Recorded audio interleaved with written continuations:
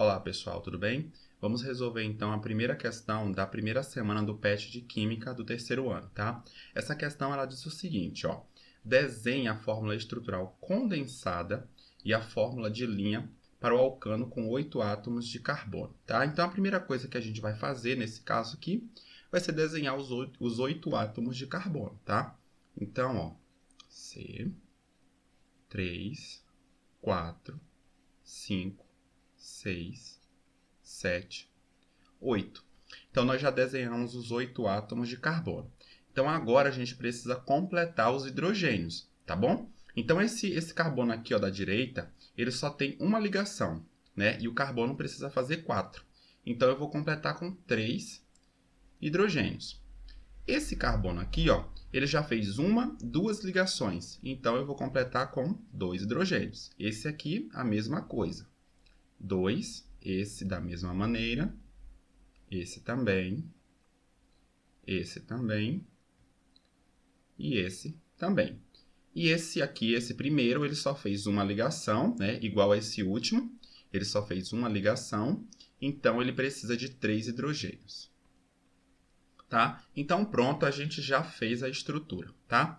A gente poderia deixar dessa maneira, mas é melhor que a gente organize direitinho, então, essa fórmula estrutural condensada, tá? Então, nós vamos fazer da seguinte maneira, ó. CH3, né? E agora a gente vai colocar todos os grupos CH2, que são 1, 2, 3, 4, 5, 6 grupos CH2. Então, a gente coloca todos eles, ó. 1, 2, 3, 4, 5 e 6. E agora o último grupo aqui, CH3.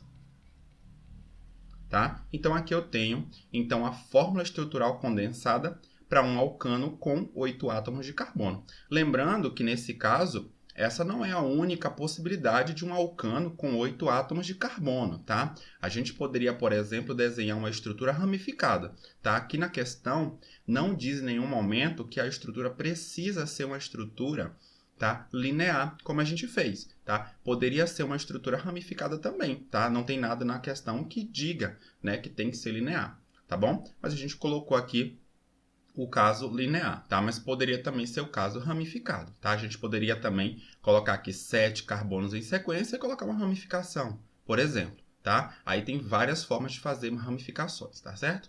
Então, qualquer uma delas, desde que eu tenha apenas ligações simples entre os átomos de carbono, eu vou ter um alcano, tá? É isso que caracteriza um alcano. Eu só tenho ligações simples entre os átomos de carbono, né? O hidrocarboneto, né? Carbono e hidrogênio, e eu só tenho ligações simples entre os átomos de carbono, ok?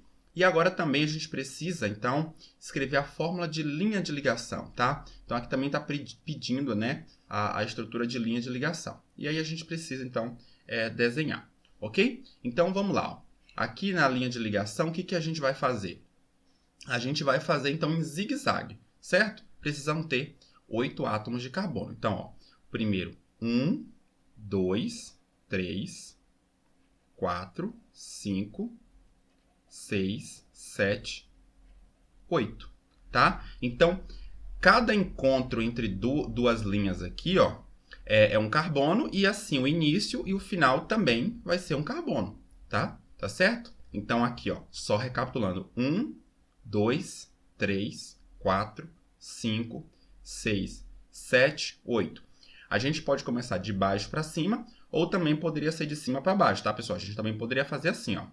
1, 2, 3, 4, 5, 6, 7, 8, tá? Qualquer uma delas. Então, essa daqui é a condensada, né? A condensada. E qualquer uma dessas duas aqui, né? É para esse mesmo composto aqui, a fórmula de linha de ligação, ok? A questão de número 2 diz o seguinte: embora tenha a mesma polaridade e fórmula molecular, os hidrocarbonetos metilpropano e butano apresentam diferentes valores de temperatura de ebulição. Indique o composto que apresenta o ponto de ebulição mais elevado e justifique sua resposta. Percebam o seguinte: Aqui diz que esses compostos possuem a mesma polaridade, né? Ambos são hidrocarbonetos e, de um modo geral, hidrocarbonetos são compostos que apresentam baixa polaridade ou são exatamente apolares. Nesse caso, os dois são apolares, tá? E eles também apresentam a mesma fórmula molecular. Eles são isômeros, tá? Então, eles têm a mesma quantidade de carbonos e a mesma quantidade de hidrogênios. Então, nesse caso, a gente não pode levar, né, esses dois fatores, polaridade ou a massa molecular, por exemplo, tá, em consideração para falar da temperatura de ebulição. O que é que diferencia esses dois compostos, pessoal? O que diferencia é o tipo de cadeia, né? O tipo de estrutura. Então, aqui a gente tem, ó, no caso do butano, uma estrutura linear e no caso do metilpropano, uma estrutura ramificada. Então, é justamente isso, né, que dá a diferença entre os dois compostos, tá? Então, a gente pode falar o seguinte, ó, que o butano ele vai apresentar um maior ponto de ebulição, tá? Nesse caso dos dois, se a gente for comparar, porque as moléculas do butano, eles vão acabar interagindo de maneira mais efetiva, tá? Uma molécula interage melhor com a outra, por conta dessa disposição, né, da estrutura, tá? Uma estrutura linear, né? Na estrutura linear, uma molécula interage melhor com a outra, tá? No caso de uma ramificada, a interação não é muito efetiva, né? Não é tão boa assim. E as forças intermoleculares estão relacionadas com o ponto de ebulição. De um modo geral, quanto mais fortes forem as forças intermoleculares, né, maior vai ser o ponto de ebulição daquele composto, tá? Então, no caso do butano, como as forças intermoleculares, as interações intermoleculares são mais efetivas por conta dessa disposição, né, dessa estrutura, então o butano acaba apresentando um maior ponto de ebulição, né, comparado com o metilpropano, ok? A questão de número 3 diz o seguinte: a síntese da ureia a partir do cianato de amônio, segundo a equação, tem aqui a equação, desenvolvida por Wohler em 1828, foi um marco na história da química porque, letra A, provou a possibilidade de se sintetizarem compostos orgânicos a partir de inorgânicos. Então, essa daqui, pessoal, é a nossa alternativa correta, tá? De fato, o que essa síntese de Wohler veio trazer foi justamente isso. Então, as outras alternativas, né, estão erradas, obviamente, tá? Então, a letra B diz, foi a primeira síntese realizada em laboratório. Não, não foi a primeira síntese realizada em laboratório. Já existiram várias outras antes dele.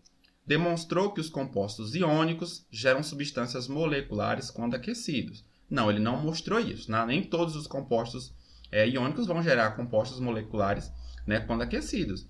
Né? Se você pode aquecer um composto iônico, ele pode simplesmente, se ele for sólido, ele vai se transformar num líquido, tá certo? Então, não vai necessariamente gerar substâncias moleculares, tá? Na letra D diz, se trata do primeiro caso de equilíbrio químico homogêneo descoberto. Não, aqui a gente não está falando de equilíbrio, tá? E na letra E diz, provou que o sal de amônio possui estrutura interna covalente, tá? Não foi isso que esse experimento provou, ok?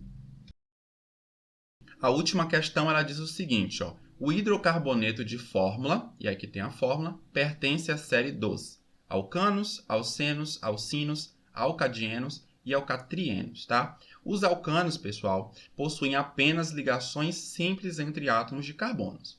Alcenos, ligação dupla, né? Alcinos, uma ligação tripla, que é o caso aqui, né? Alcadienos eu tenho dienos, né? Duas duplas, e alcatrienos eu tenho três duplas, tá? Então, a alternativa correta aqui, bem simples, né? A letra C, que é alcino, ok? Então, esse composto aqui é um alcino.